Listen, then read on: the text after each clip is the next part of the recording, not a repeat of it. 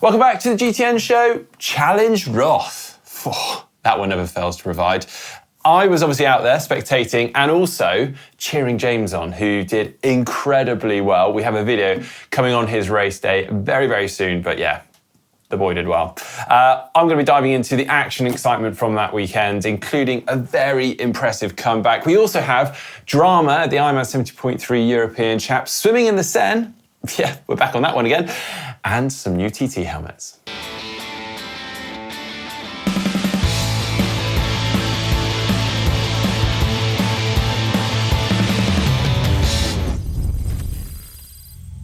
Right, firstly, I want to say a big thank you to everyone that got involved in the comment section under last week's show, where we discussed the new age group qualification system for the Ironman and Ironman 70.3 World Championships. Now, obviously, this is huge news in the way in which you will qualify now for the World Championships. So it's really, really interesting to get everyone's thoughts, opinions, and takes on that in the comments section. Now, obviously, we received this news just before you guys and did our best to kind of inform you and relay that information as best as possible. So I hope that was of help. If you haven't watched our show from last week, please do head on over and check that one out and leave any comments if you like. We're still sort of compiling some of those questions that you've sent in and getting some of those answers. So hopefully in next week's show, we'll be answering some of those and going into a little bit more detail. Also, when I have a bit more company, because obviously James is on his way back from Roth, having done the race, and Heather is on a well-deserved holiday at the moment after her Ironman 70.3 World Championship qualification. So, I'm going to start off this week with Challenge Roth, because obviously that was a huge event over the weekend. As I say, I was out there. The event is amazing. If you haven't been before, it's absolutely incredible. The atmosphere is insane. I swear it just seems to get better every year. You have somewhere in the region of 5,000 athletes across both the individual and also the relay events, and something in the region of around 300,000 spectators lining the course and all over the course. It's absolutely phenomenal. This year, for the pro race, we had a couple of notable names taking part. We had Sam Laidlow in the men's race and Laura Philipp. Obviously, there was a lot of talk about Laura Philipp and whether she could perhaps go sub 8 hours on this course. It's a notoriously fast course. We're getting on to the race then. Now, pre-race, it was actually announced that they would be releasing the Race Ranger data from the pro race, something that apparently Sam Laidlow was keen to push, a bit of an initiative from him. Meaning, in theory, we'll be able to see how much or how often each of the pros were dipping into that drafting zone, which on the face of it seems like a really good idea, and it's great to be transparent. I'll be really interested, obviously we're still awaiting that data at the moment. I'd be really interested to actually see how that plays out, because of course on a course like Roth, you're going to have the bunching on Solarabergs, the pros are coming through, the mass of spectators, you've got a few kind of punchy climbs where you'll have that kind of concertina effect. So actually it will be interesting to see how that plays out, and whether actually for some pros who normally are quite fair, whether actually it will seem like they have been in the draft zone more than they would like. Anyway, we'll see, I guess, maybe in next week's show.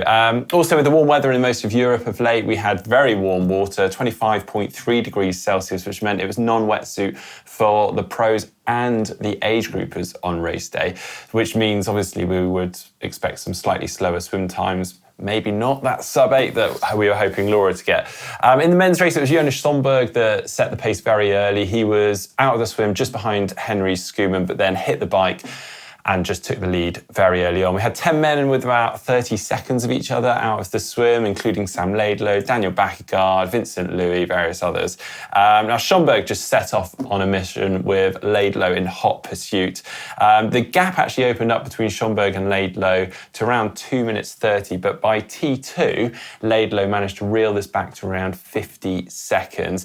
Next into T2 was Vincent Louis, and with about 4 minutes down, and then Fred Funk. Now, apparently, Laidlow actually thought he was in the lead all day long and hadn't realised that Schomburg had gone off the front on the bike. So whenever he saw the splits, he assumed that it was Schomburg behind him and a gap to that.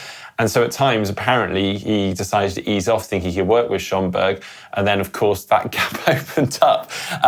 So it wasn't until one of the turnaround points on the run course that Laidlow actually realised, oh, hang on, he's in front of me. And then apparently thought instantly thought, well, he's cut the course somewhere, and then started to figure it all out. So the gap actually opened up to around 3 minutes in the first 10K.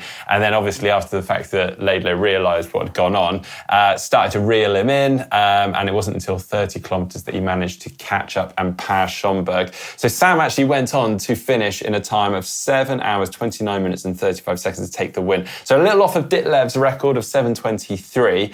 But I think we should pause and discuss this for a second, because this is the same man, Sam Laidlow, that, I mean, only a few months ago was barely training, if at all, with some sort of mystery illness or fatigue he was trying to kind of figure out. Had gone to Red Bull to do a load of testing with them.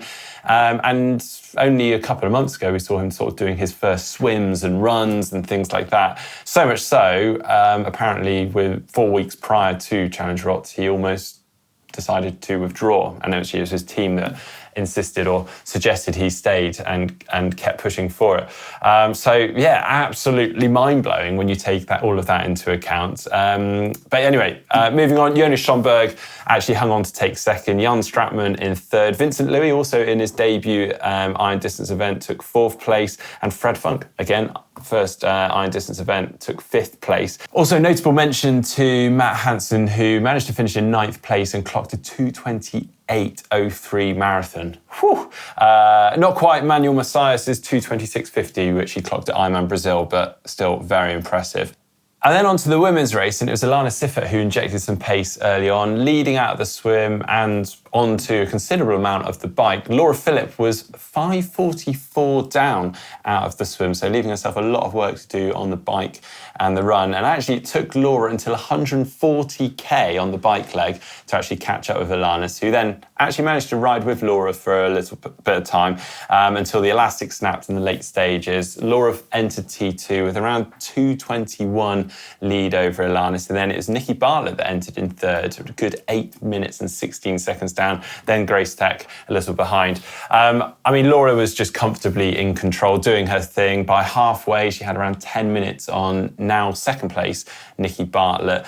Unfortunately, in the closing stages, Nikki seemed to fade a little bit. Meanwhile, Grace Tech and Alana Siffert just seemed to find some reserves to just push on and pass her. So Laura took the win, Grace Tech in second, Alana Siffert in third, Nikki Bartlett in fourth, and then Justin Mathieu in fifth. Well, Laura didn't quite manage to clock that sub 8 hours that we sort of speculated about given her recent very impressive performances, but she did manage to clock an 8:18:18, which is bizarrely just 2 seconds quicker than her recent Ironman record of 8:18:20. So yeah, still very, very impressive.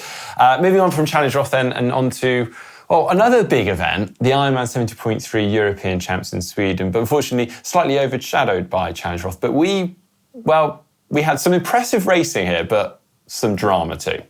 So notably, it's the women's race that has caught everyone's attention. And basically what's happened is Caroline Pohl and Lena Meissner came down to a head-to-head sprint finish on the red carpet and up to the tape. Lena Meissner just manages to edge ahead and takes the win, but we're talking fractions of a second here. So Lena Meissner's got the win, and then it's not until, so we're told, the award ceremony that we find out that actually, as they're literally about to be awarded the medals, Lena Meissner has actually been demoted to second, and that Caroline Pohl has now got the win. And the reason for that is an appeal has been put in that Lena Meissner actually blocked Caroline as they entered the finish chute or crossed that finish line. Now, footage is really limited from this. Mostly it's just a head-on shot, but I've since seen a couple of sort of side-on shots as they've entered the red carpet.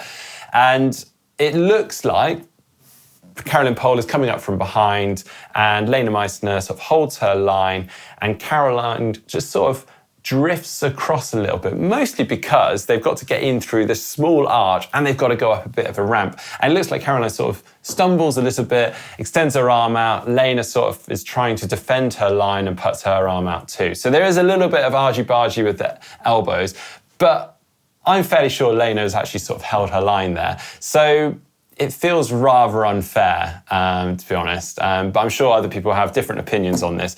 But I do feel that Lena Meissner deserved that European title. It feels deeply unfair, and also to only find out just as they're about to get the awards.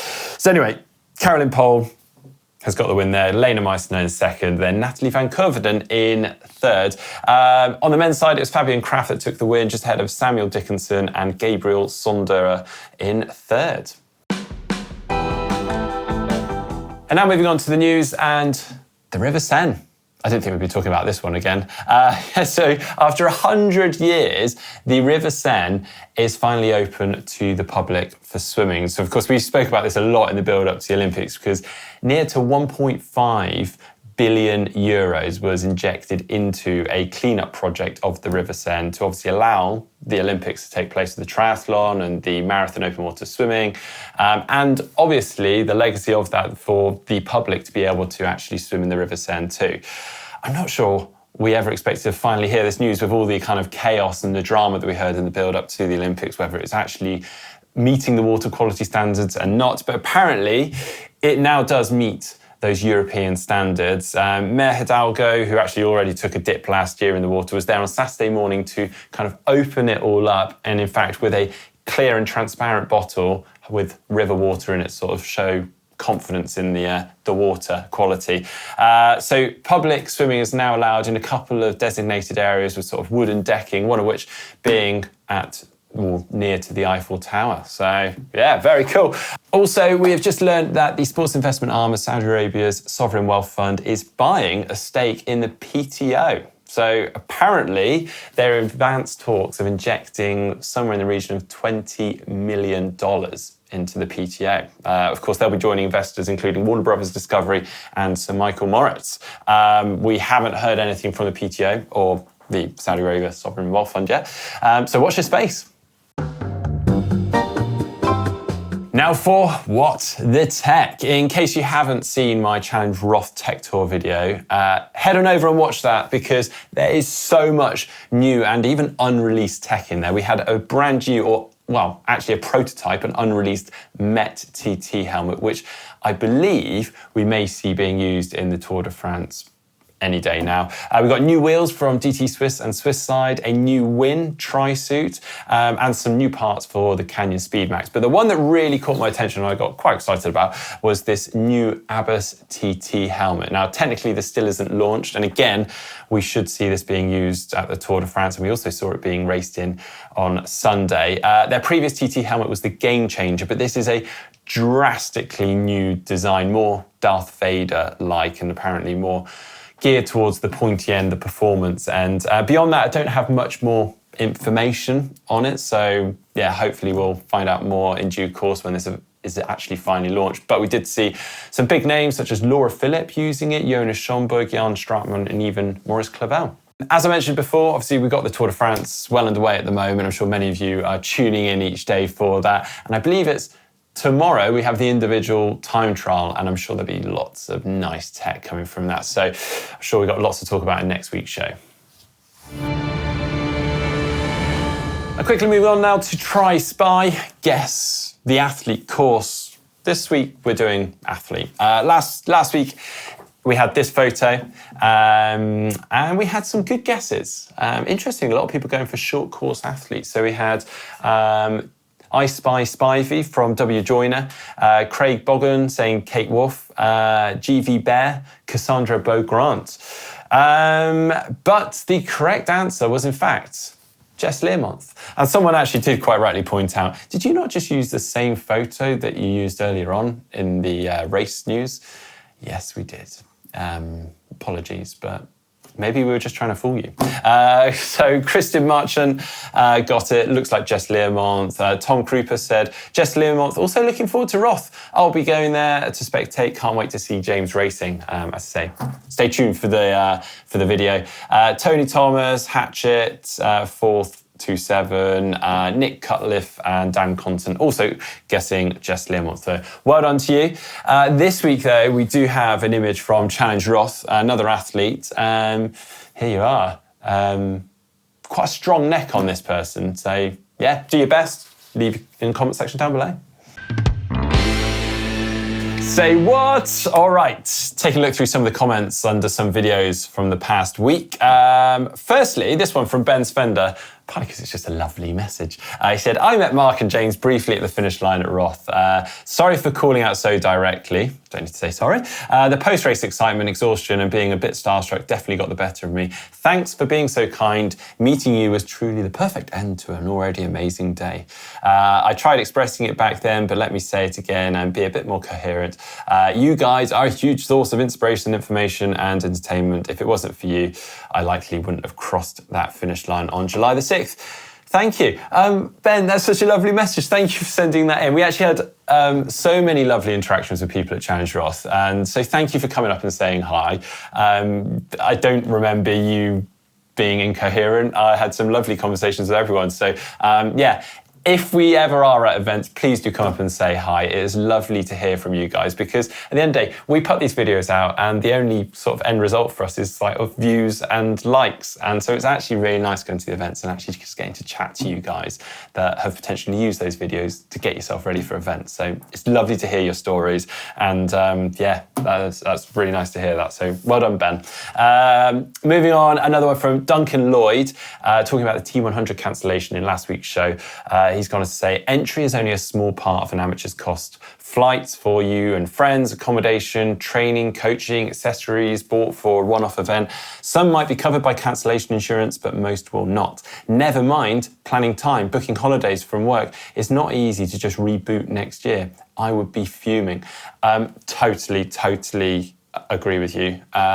Because yeah, also you'll plan out your entire season and you'll have said, well, I had that race booked in, and now that's been removed. So then you want to get yourself in for another race, but they may be full. So yeah, absolutely just messes up a season. So yeah, I'm sorry if anyone is in that position. Obviously really unfortunate news with the cancellation or postponement, I should say, of the Lake Las Vegas T100 event. They've tried to replace it with Wollongong, but obviously very different race and location and time of the year. Next one from Mike Dickerson in reference to the Ironman qualification system. He's going to say, so everyone is going to need to stay late or another day to attend the allocation ceremony. You really have no idea if you're close to a slot. Well, actually, I think what will happen, Mike, is that you'll basically get your finish time, and because you'll know the ratio, and Ironman know this ratio beforehand, you'll instantly have a age adjusted time, more or less within seconds of finishing the race. So you will then probably be able to into a ranking system. But we'll obviously wait to see the first couple of events and how this all plays out. As I say, we're probably going to get into more detail and sort of read out more of these comments in next week's show or maybe the following show. But yeah, as I say, thanks again for sending them in. If you've got any more, leave them in the comment section below this show or that previous show. Coming up then on the channel this week, we've got some more Challenge Roth content, so stay tuned for that. Also, we're going to be looking at some products that have died out. Maybe they were really exciting at the time, everyone made a lot of noise about them, and they were the next big thing. And we're going to discuss why they died, why they are no more. Yeah, it's quite a fun video. Well, I hope you've enjoyed today's show. If so, please give it a thumbs up, give it a like. See you next time.